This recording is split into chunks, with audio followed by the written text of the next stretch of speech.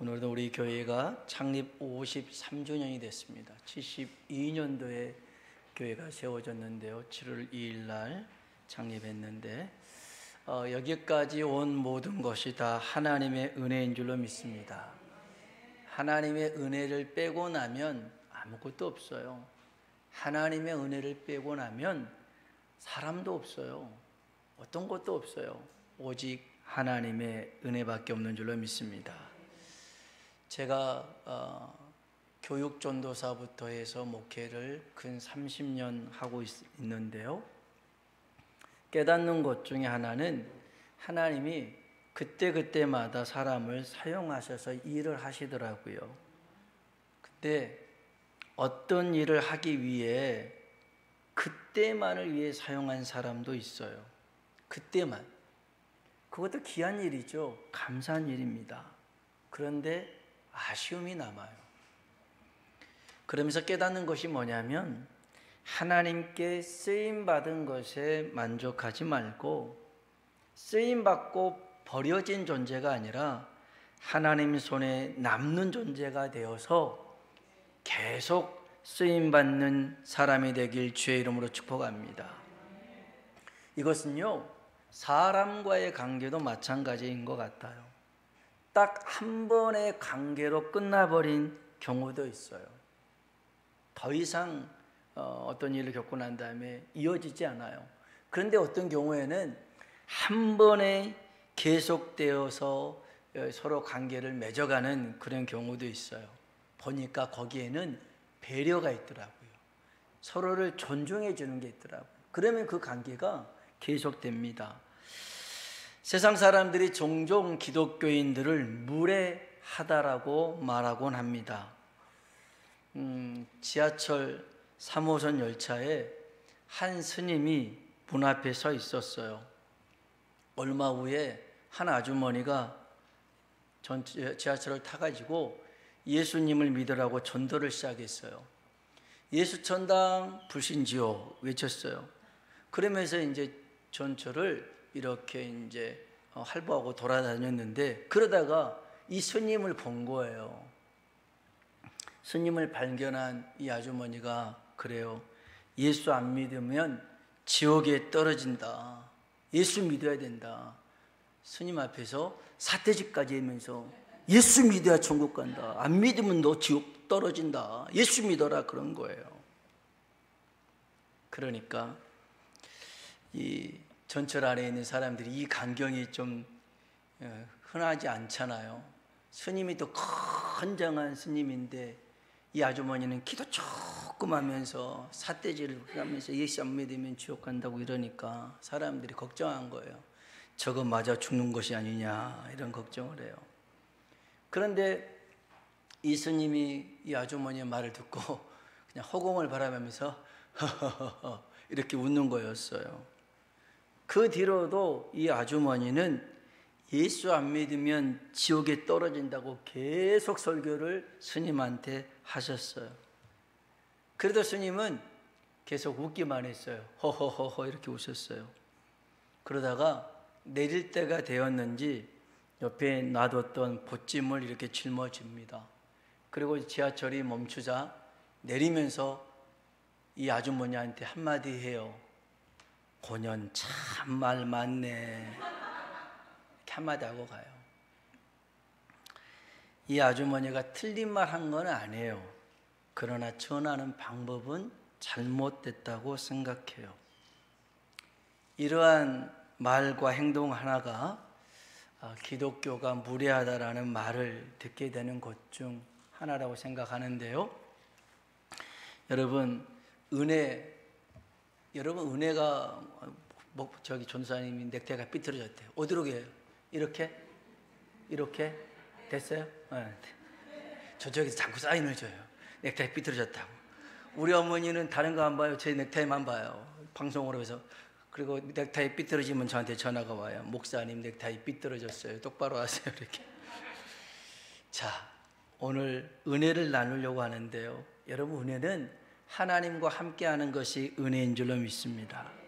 하나님은 무례하신 하나님이 아니에요. 인격적인 하나님이시죠. 그래서 참고 기다리시고 사랑하고 용서하시는 분인 줄로 믿습니다. 이런 하나님과 함께하는 사람은요, 사람을 귀하게 여깁니다. 사람을 소중하게 여겨요. 어떤 사람은요, 자신의 입맛대로 사람을 대하는 경우가 있어요. 먹고 뜯고 씹고 막 이러면서 사람을 그렇게 대하는 경우가 있어요. 그런데 여러분, 하나님이 함께하는 사람은요, 그럴 수가 없어요.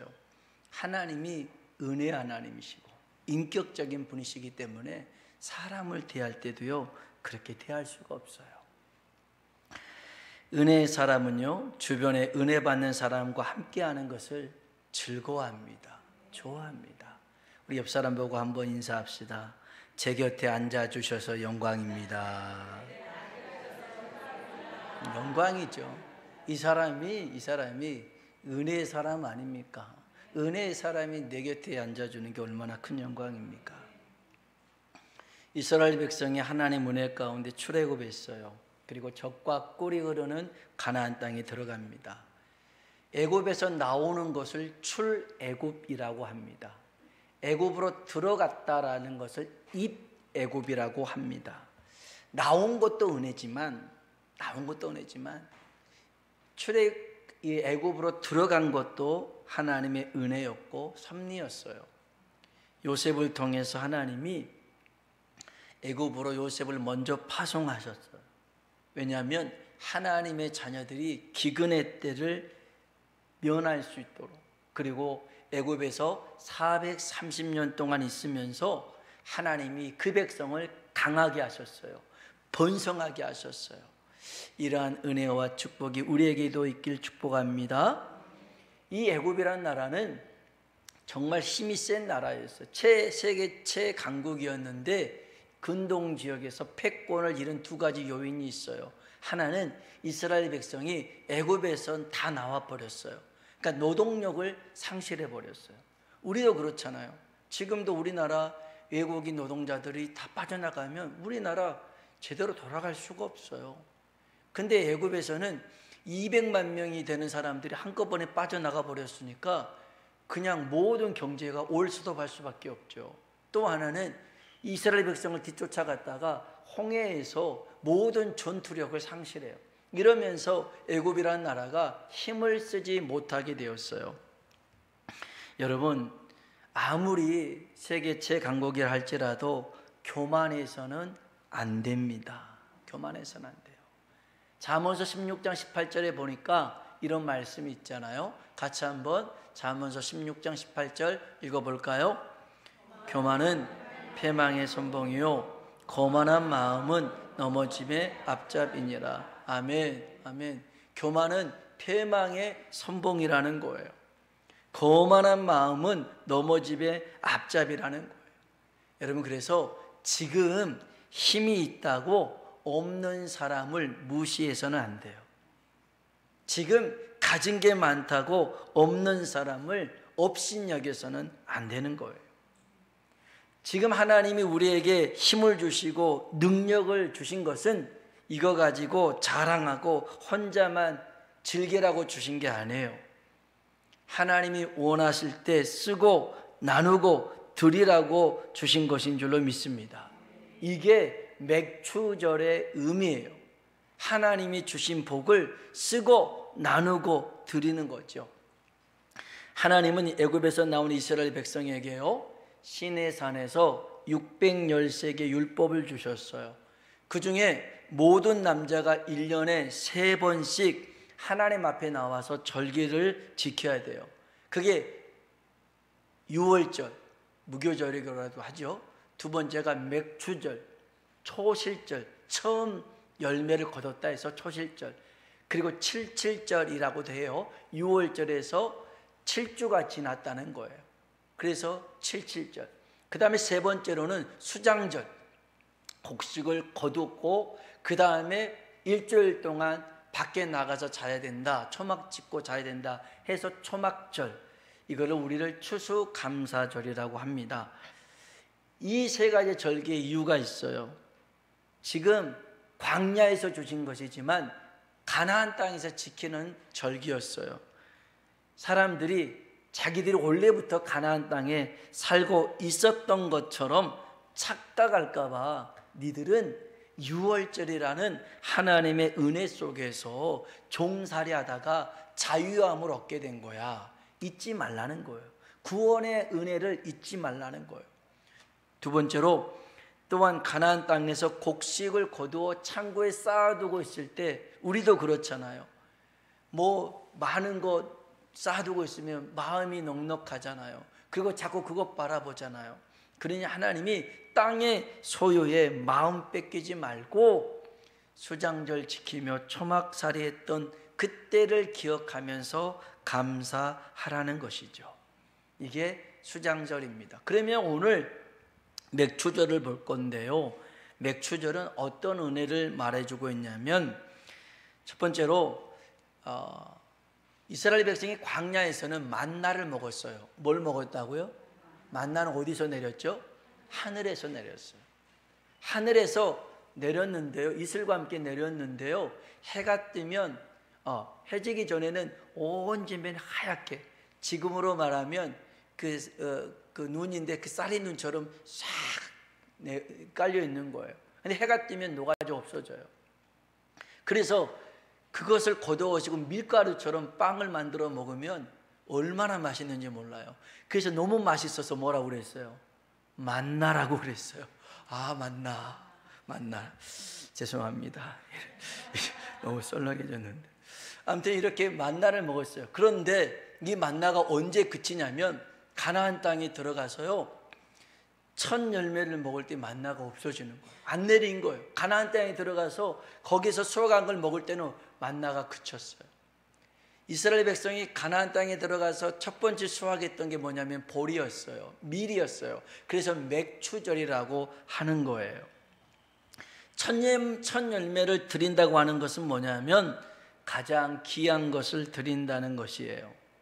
하나님께서 우리를 위해서 가장 귀한 독생자 예수 그리스도를 대속의 제물로 주신 줄로 믿습니다. 하나님은 우리에게 가장 귀한 걸 주셨어요. 우리도 마찬가지예요. 하나님께 드릴 때 남는 것을 드리는 게 아니에요. 많이 있게 드리는 게 아니에요. 하나밖에 없을지라도 가장 귀한 것을 드릴 때 하나님이 그 믿음이 진짜라고 인정하십니다. 이게 창세기 22장에 나와요. 11절과 12절입니다. 같이 한번 읽어볼까요? 여호와의 사자가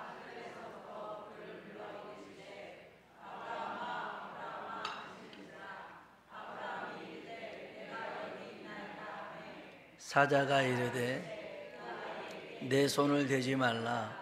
그에게 아무 일도 하지 말라. 내가 내 아들 내 독자까지도 내게 아끼지 아니하였으니 내가 이제야 내가 하나님을 경외하는 줄을 아노라. 아멘. 잠깐만요. 거기 놔둬. 내가 이제야 하나님을 경외하는 줄 알았다라고 하나님이 인정해 주시는 거예요. 여러분, 아브라함이 얼마나 믿음의 사람입니까? 하나님 말씀에 순종했지만 하나님이 그 믿음이 진짜임을 확인하고 싶었어요. 그래서 내 아들 독자 이삭을 드리라고 했어요. 아브라함은 군말하지 않아요. 이것저것 따지지 않아요. 그리고 하나님이 말씀하신 대로 순종해서 이삭을 번제로 드리려고 하는 순간 하나님이 막으시잖아요. 됐어. 이제야 네가 하나님 경외하는 줄 내가 알았어. 하나님이 인정하시더라는 거예요. 인천에 가보면 제2교회라는 게 있어요. 그 인천에 두 번째로 세워진 장로교회라는 뜻으로 제2교회가 있는데 장로교 합동체계 교회입니다. 그 원로 목사님이 이건영이라는 목사님이신데요. 이제 이 목사님이 교회를 건축할 때에 많은 어려움이 있었어요. 그래서 목사님 새벽마다 기도하는데 눈물로 강단에서 기도했어요. 어느 날이었어요. 그 주일학교 선생님 중에 김아무개 선생님이 있는데 기도하는 목사님을 뒤에서 불러요. 그리고 이제 목사님 기도하다 뒤돌아봤더니 자신의 통장, 도장, 비밀번호 반지, 목걸이를 가져온 거예요. 한 달 있다가 시집갈 처녀였어요. 나이도 많았거든요. 그런데 이 처녀가 시골에서 고등학교를 졸업을 하고 인천 공단에 와서 그 공장에서 일하는 청년이었어요. 근데 그걸 드리는 거예요. 그 목사님이 그거 알잖아. 한 달 있다 시집갈 것도 다른데 그걸 어떻게 받아? 이것을 어떻게 받을 수 있냐? 그랬더니 이 자매가 하는 말이, 목사님이 울면서 기도하는 모습이 너무 마음 아파 이것을 가지고 있을 수가 없어서 하나님께 드립니다 라는 거예요. 저도 기도할 때 좀 울어야 될 것 같아요.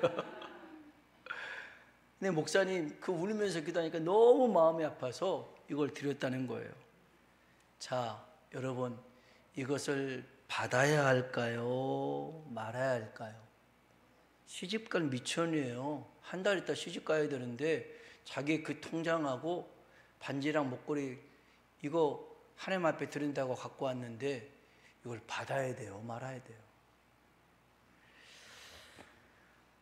고민이 될 거 아니겠습니까? 저 역시도 고민이 될 것 같은데, 이 목사님은 하나님께 드린 것이기에 정말 이 자매를 눈물로 축복하면서 받았어요. 그리고 주일날에 이제 헌금을 드리면서 이 사연을 얘기했어요. 성도들이 감동을 받았어요. 야, 공장에서 일하면서 한 달 있다 시집갈 청년이 이걸 하나님 앞에 드린다고 하는데 자기들이 너무 부끄러운 거예요. 그래서 하나님 앞에 헌신해서 교회가 건축하게 되었어요. 그런데 결혼할 그 상대 배우자가 이 청년 보고 세상에 이런 미친 여자가 어딨냐고, 그거를 다 하나님 앞에 드린다고 적당히 좀 하지, 그러면서 결혼을 취소해 버렸어요. 그래서 파혼이 된 거예요. 여러분, 하나님께 드렸으니 더 잘 돼야 되잖아요. 그런데 파혼이라니 이게 얼마나 가슴 아픈 일입니까? 이 소식을 들은 목사님이 이 처녀를 위해서 또 눈물로 기도하기 시작한 거예요. 아니, 생각해 보세요. 이게 가만히 기도할 일입니까? 눈물로 기도할 수밖에 없죠. 어느 주일이었어요. 같은 노예, 우리로 따지면 같은 지방이죠. 선배 목사님 교회 헌신 예배 강사로 가게 되었어요. 그래서 설교하면서 자기 교회 이 김 선생이라는 그 청년의 간증을 한 거였어요. 성도들이 은혜를 받았어요. 예배가 끝나고 났더니 한 장로님이 이 목사님을 찾아온 거였어요. 그러면서 나한테 노총각 아들이 있는데 서울대 약대를 나와가지고 약국을 운영하고 있더라는 거예요. 근데 이놈이 절대 결혼을 안 한다는 거예요. 그래서 그 처녀와 한 번만 선전보게 해달라는 거예요. 이 아버지가 이제 장로님 은혜를 받은 거죠. 그래서 목사님이 이제 교회에 돌아왔어요. 그래서 그 청년 불렀어요.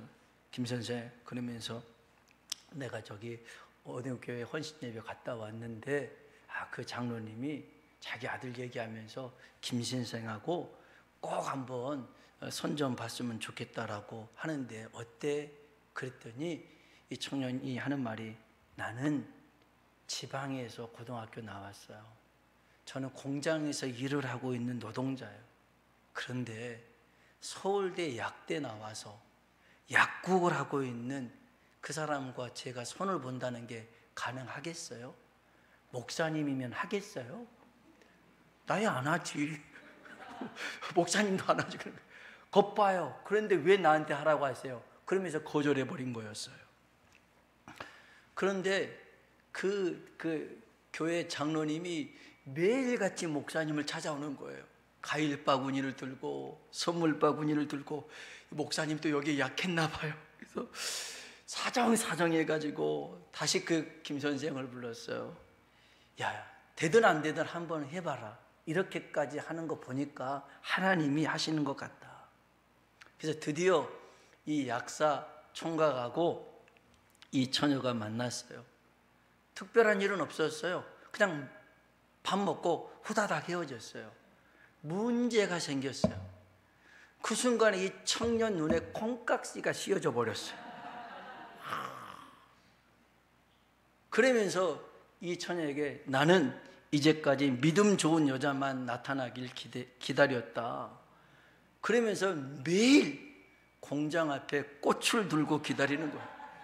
꽃을 들고. 그때마다 딱 보면 도망치고 그랬어요.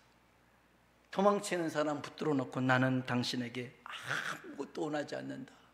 당신의 믿음이면 된다. 또 이렇게 해서 설득이 됐어요. 그래가지고 드디어 약혼식을 하게 됐어요. 인천에 가면 옛 송도 호텔이 있는데 지금은 남아대 호텔에서 하게 됐어요.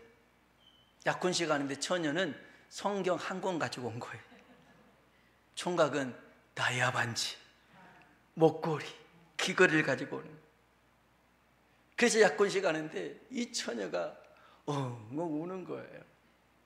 그러니까 시아버지들 장로가 그런 거예요. 왜 우냐? 부모님이 오지 않아서 그러냐? 부모님도 안 왔나 봐요. 이거는 이루어질 수 없는 그런 관계인데 뭔 약혼이냐고 부모님도 안 왔어요. 그래서 운 줄 알고 그랬더니 이 청년이 그래요. 나는 하나님 앞에 작은 것 하나 드렸는데 하나님께서 내게 이처럼 귀한 것을 주셨어요. 그 하나님 은혜가 생각나서 막 우는 거였어요. 이 장로가요 덩실덩실 춤을 추면서 귀한 잡을 얻었다고 얼마나 감사한지 몰라요. 이 장로님은 인천에서 제일 큰 목재소를 하고 있는 사장이었어요. 돈이 의미가 없었던 사람이에요. 그런데 믿음 하나 보고 이 자매를 며느리 삼았던 거예요. 그래서 결혼하고 난 다음에요 이 며느리 공부시켰어요. 그래서 약사를 만들었어요. 할렐루야. 여러분 맥추절은요 하나님께서 주신 복을 헤아려 하나님께 힘껏 드리는 절기가 맥추절이에요. 신명기 16장 10절 한번 볼까요? 읽어봅시다. 내 하나님 여호와 앞에 77절을 지키되 하나님 여호와께서 내게 복을 주신 대로 내 힘을 헤아려 자원하는 예물을 드리고 아멘. 77절이 맥주절인데요 여기 보니까 내 하나님 여호와께서 내게 복을 주신 대로 내 힘을 헤아려 자원하는 예물을 드리라는 겁니다. 힘을 헤아리라는 말은 힘껏입니다. 힘껏 부담이 될 정도라는 뜻입니다. 하나님이 내게 주신 복 중에 하나님께 힘껏 드리라는 것이죠. 어떤 이는요 10,000원 드리는 것이 힘들 수 있습니다. 제가 없어 보니까 알아요. 단돈 10,000원도 힘이 들어요. 어떤 이는 10,000원 드리는 것이 힘이 안 들 수 있어요. 하나님은요 금액을 보는 게 아니잖아요. 예수님께서 어느 날 성전에서 헌금기 앞에 이렇게 앉아 계셨어요. 참 주님도 뭐 하신 것 같아요. 누가 헌금을 얼마나 내나 이렇게 한번 보신 거였어요. 그런데 한 가부가 나타나서 2랩돈 동전 2개 200원을 넣었어요. 이렇게 헌금함에다 넣으면 소리라도 안 나면 좋은데 동전 2개는 이렇게 땡 소리가 다 나잖아요. 사람들이 다 쳐다본 거죠.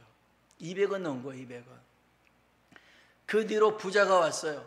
부자가 와서 지금으로 말하면 뭐 100만 원, 1000만 원을 헌금을 한 거예요. 주님이 제자들한테 불렀어요. 야, 누가 제일 헌금 많이 한 것 같냐?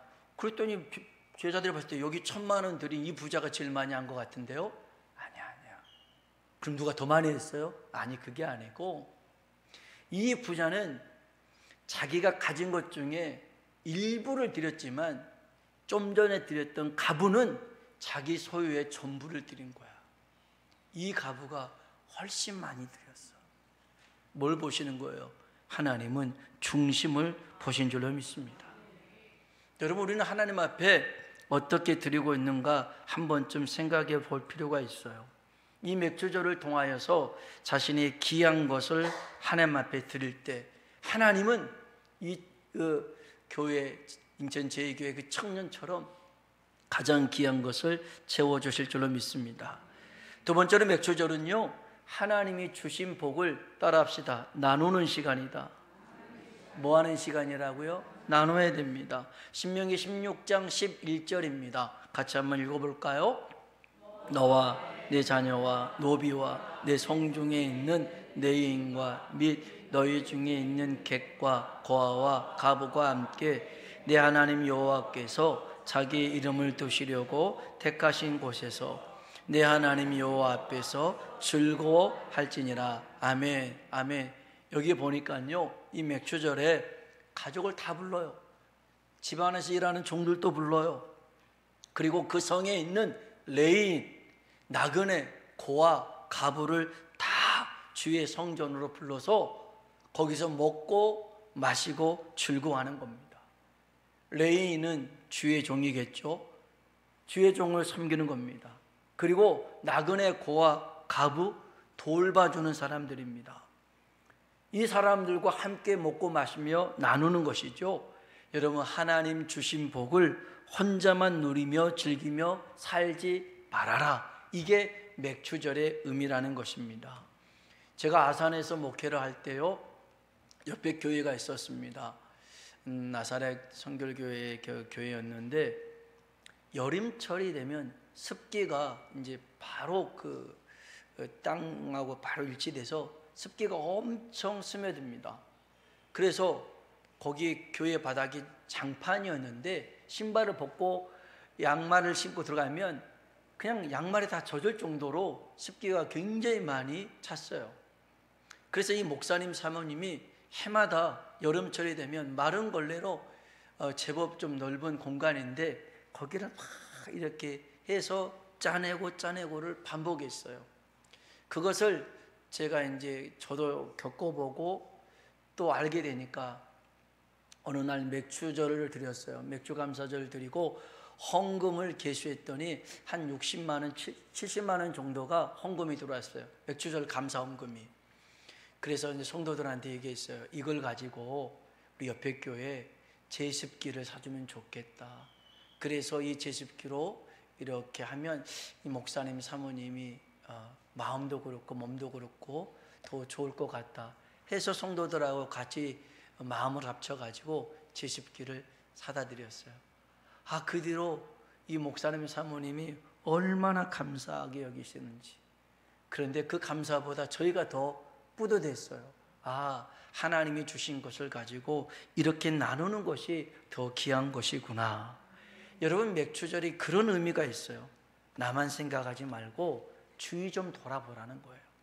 레위기 23장 22절에는 이런 말씀이 있어요. 읽어봅시다. 너희 땅에 곡물을 벨 때에 밭 모퉁이까지 다 베지 말며 떨어진 것을 줍지 말고 그것을 가난한 자와 거류민을 위하여 남겨두라. 나는 너의 하나님. 아멘, 아멘. 자, 이 말씀은요, 레위기 23장 15절로 21절에 맥주절에 관한 얘기하는 거예요. 그러면서 뒤이어서 하신 말씀이 이거예요. 땅에 곡물을 벨 때에 밭 모퉁이까지 다 베지 말라는 거예요. 그리고 베다가 떨어진 이삭들 줍지 말라는 거예요. 왜냐하면 가난한 사람들, 나그네들이 와서 먹을 게 없잖아요. 그러면 그거 이삭 줍기 할 수 있도록 내버려 두라는 거예요. 이게 맥주절이었어요. 주의 은혜를 주변에 있는 사람들과 나누는 거예요. 이러한 교회가 되고 이러한 우리가 되길 주의 이름으로 축복합니다. 세 번째는 맥주절은요, 오순절이라고도 해요. 아까 7절 했잖아요. 6월절 지나고 7 곱하기 7일, 7주 곱하기 7일에서 49잖아요. 그 다음 날이 오순절이에요. 이 오순절은 50번째라는 뜻으로 헬라어로 펜타코스트라고 해요. 사도행전에 보면 오순절에 마가의 다락방에 성령이 임하시잖아요. 사도행전 2장 1절 한번 볼까요? 읽어봅시다. 이미 이름에 그들이 다 같이 한 곳에, 아멘. 여기 보니까요, 오순절 날이 이미 이름에라는 말이 한참 지났다라는 뜻이 아니에요. 성경을 오늘 보니까 오순절 날이 드디어 왔다, 정해진 때가 꽉 채워졌다라는 겁니다. 그 정해진 때가 뭐예요? 하나님의 약속의 시간이 되었더라는 거예요. 어떤 약속일까요? 성령이 그들에게 임한 줄로 믿습니다. 그래서요, 오늘 이 시간 처음 믿는 자에게 이 맥주절을 통하여서, 오순절을 통해서 성령님께서 방문하시고 임재하시고 함께하는 시간이 될 줄로 믿습니다. 또한 주님을 오래 믿는 사람들에게는 식어진 가슴에 성령의 불을 내려주시고 하나님의 꿈과 비전을 심어주는 이 시간이 될 줄로 믿습니다. 우리 다 같이 기도하겠습니다.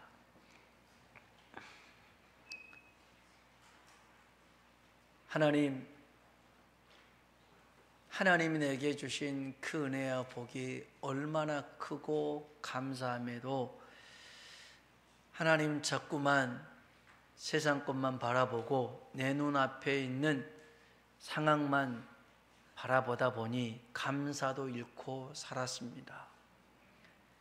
주신 게 너무 많지만 하나님, 우리는 주님 앞에 일부를 드려도 아까워하고 생색낼 때가 있습니다. 전부를 우리에게 주셨는데 하나님, 우리도 주님 앞에 가장 귀한 것을 드릴 수 있는 믿음이 되게 하시고 주신 은혜 나누며 살게 하시고 하나님 주의 성령을 통하여 이 시간 우리 영혼이 살아나고 삶이 회복되고 회복을 넘어 부흥의 역사를 경험할 수 있도록 하나님 이 시간 우리를 성령으로 충만케 하여 주옵소서. 우리 다 같이 주님 이름 한번 부르고 기도합니다. 주여,